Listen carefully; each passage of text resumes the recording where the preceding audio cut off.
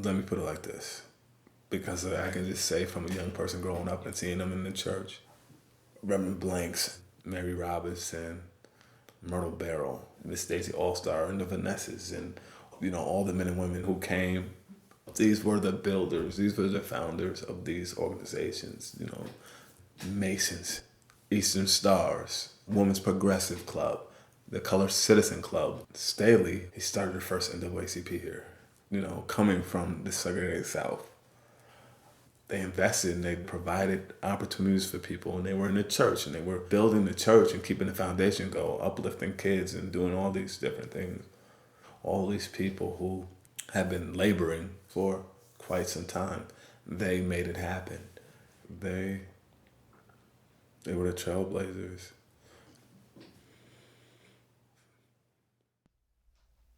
I'm Mable, Loretta, Williams, Blanks. I'm a native of Montgomery, Alabama. I was a part of the Montgomery bus boycott. I happened to be blessed to be able to walk from day one until the final day.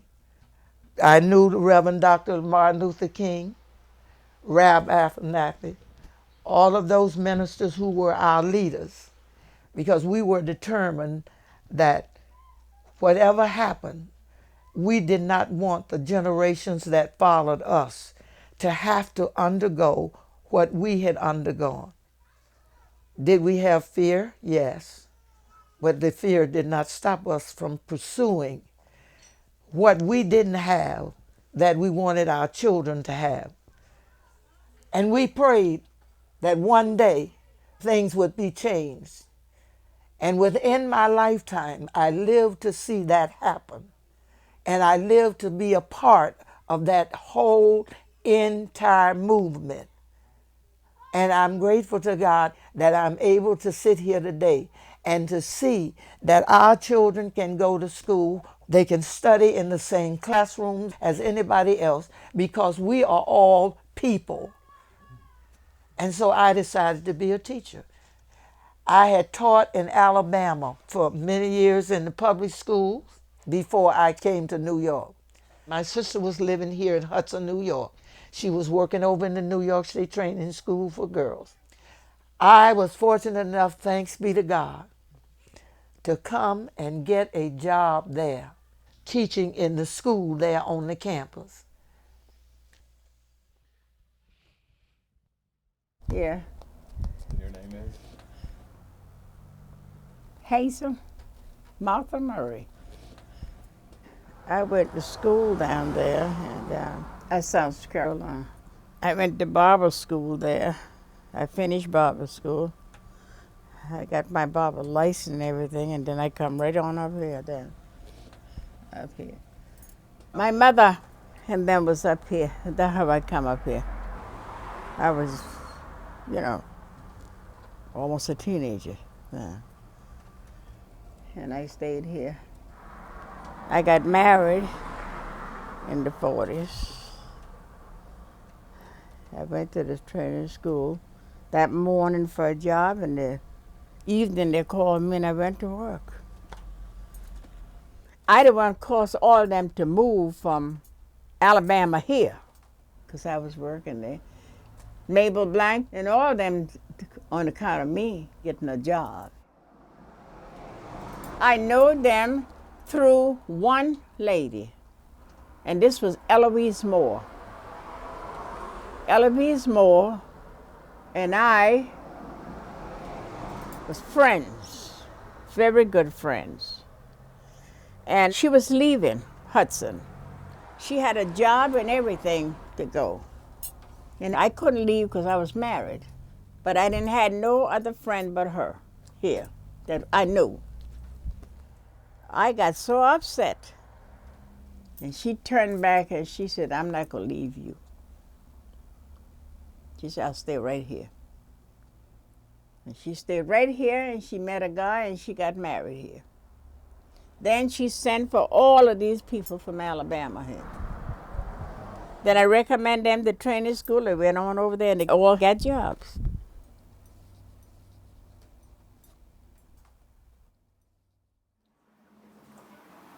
My name is Mary Hughes. I live at 434 Carroll Street, Hudson, New York. I was married to James Herring, and his sister was living in Hudson. We came up to visit her, and for a while we decided we wanted to live here. So we came to Hudson, and that was in 1955. When I first came into Hudson, jobs was kind of scarce. I worked at, it used to be an A&P grocery store on 6th Street. I worked there for a few years. Put in an application for training school. But people tried to discourage me because they felt I was too young, you know. And my question was, you about my same age as I am, and you're still there. What make you think I can't go there, you know? If I'm too young, why are you still staying? But I just applied and they hired me. There was no other job that paid what the training school paid that time, you know. Well, from working to the training school and trying to save, I got a loan and everything to buy my house on Columbia. Then I sold it and came here. Mm-hmm.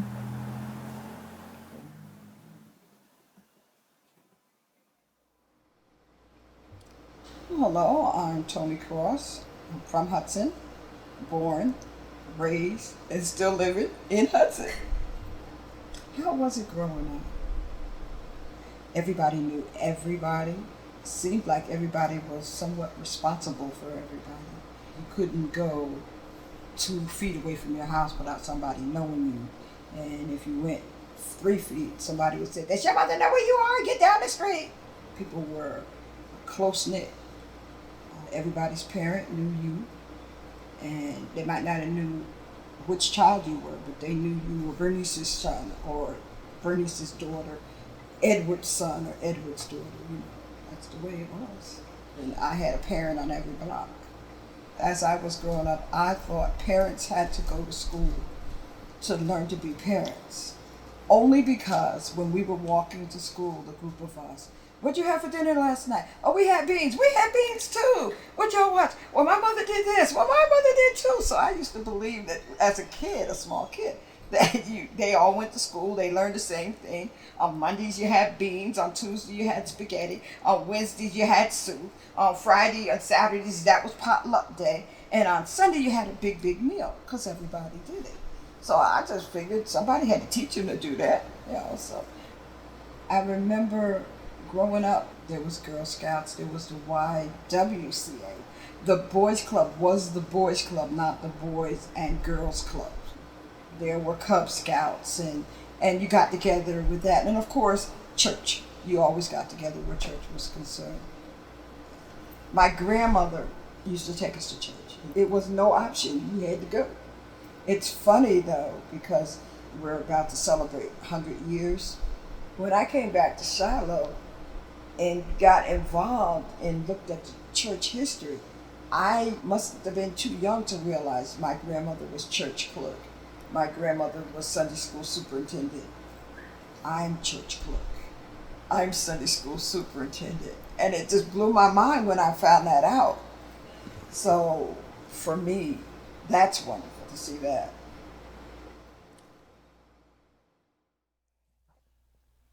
I always wanted to be in a place where I could learn. I said I might not have much, but that should not hinder me from using what I have. So I used my brain, and I decided I wanted to be a teacher because I looked at the children coming up after me. I could not help the home conditions, but I could certainly stimulate their brain. And so I stayed here in Hudson, New York, involved in the church, Shiloh Baptist Church. I worked with the Sunday school and all of the other departments of the church helping. This is where Sister Toni and all of us were involved in helping the youth of this community. Because unfortunately, in the day in which we live, we're finding so many young people, they didn't get it themselves. So what they are pouring into their children is what they've just tried to learn on their own with no directions. How can you give what you didn't get? This is why I advocate and I am a firm believer. It's so important that we as adults start when our babies are here. Because I served as the assistant pastor to my pastor at the Shiloh Baptist Church. And having worked in the training school, this gave me more material to work with these children. And in doing so, I could pour into them the things that I had learned from the kids in the training school. Those kids taught me so much. If I could write a book, I still couldn't tell it all.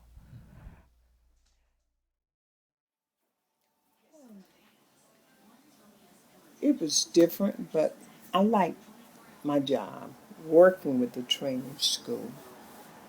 And the units, we had 2 floors. It was like 5 or 6 girls downstairs, and they had like 11 upstairs.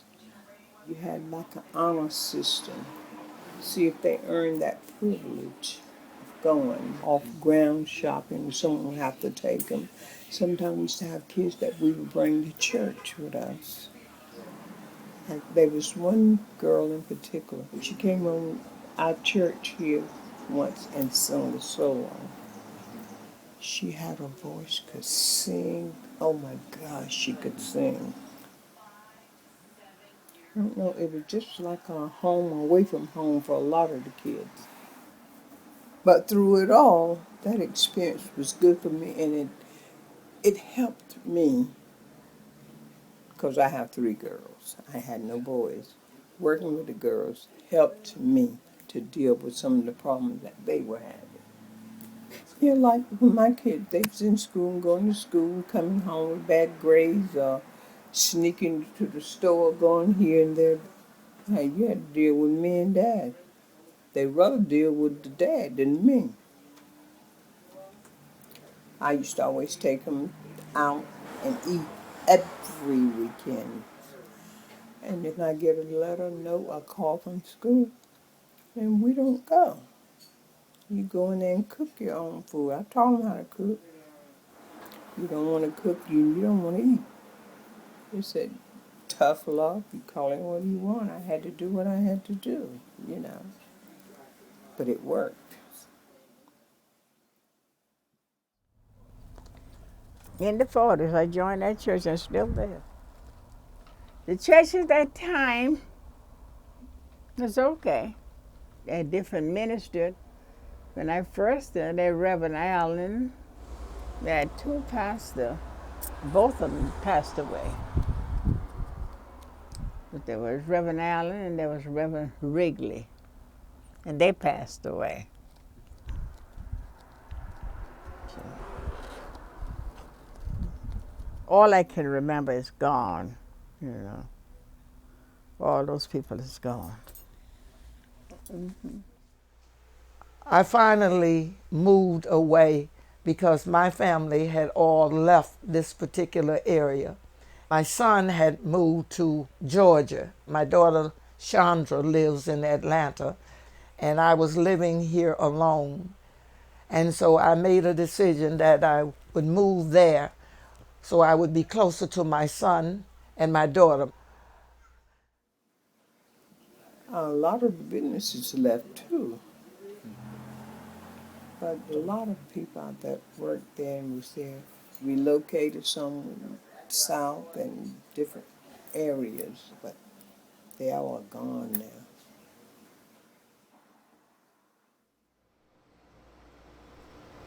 I think that's a lot of the change. And because a lot of the people that live here came from down south, a lot of the blacks, they came from down south. Their big thing was their children had to be educated. And once they were educated, there was nothing here for them. And so they didn't bring a family back to start families here. So that's why we don't have, that many people that you know.